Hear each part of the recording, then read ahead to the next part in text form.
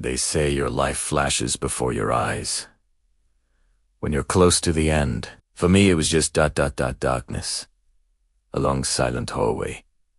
The only sound the slow, rhythmic drip of an IV bag.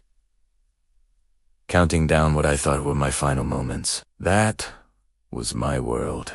A sterile room, 4 walls, and the constant hum of machines that were both keeping me alive and reminding me of how fragile that life was. I remember gripping the cold metal of the hospital bed, a silent promise to myself that I wouldn't let go. Then, one morning, a sliver of sunlight pierced the gloom, and a voice, gentle but firm, cut through the silence. You did it. Those 3 words. They were the start of everything. When I finally looked in the mirror, I saw a stranger. Bold, frail, but there was a flicker in his eyes. A spark. Touching my head, I didn't feel loss. I felt a clean slate. And then, a smile. Not a big one, but it was real. The first step outside felt like stepping onto a new planet. The wind on my face, the scent of rain-soaked earth. It was intoxicating. I just stood there, arms wide open, letting the world rush back in.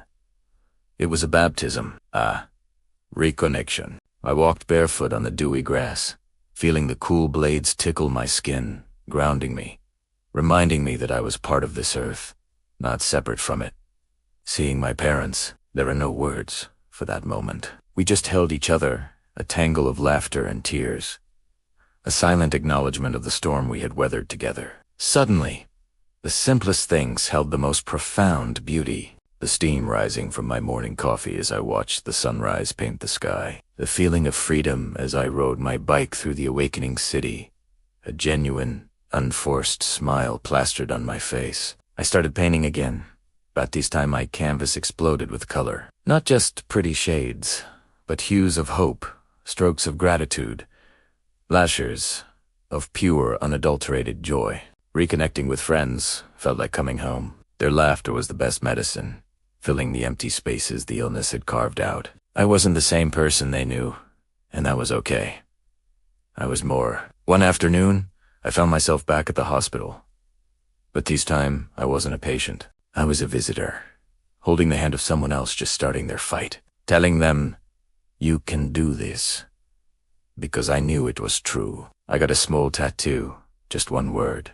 Alive, a permanent reminder. I planted a tree, a symbol of new roots and future growth. I even welcomed a new, furry family member whose slobbery kisses became a daily dose of unconditional love. I learned to dance in the rain, to run by the sea just to feel the splash, to stand on a mountaintop and let the wind carry away any lingering fears.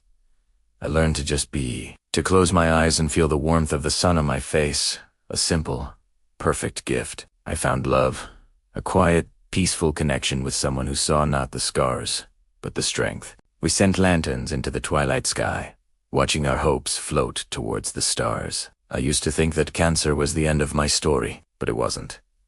It was just the beginning of my life. It taught me that every sunrise is a victory, every breath a miracle. And as I walk toward the horizon, I'm not just a survivor.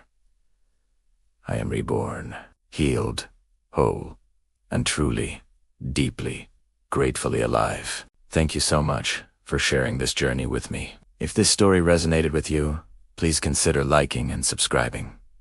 Your support means the world. And remember, no matter what you're facing, there is always hope for a new dawn.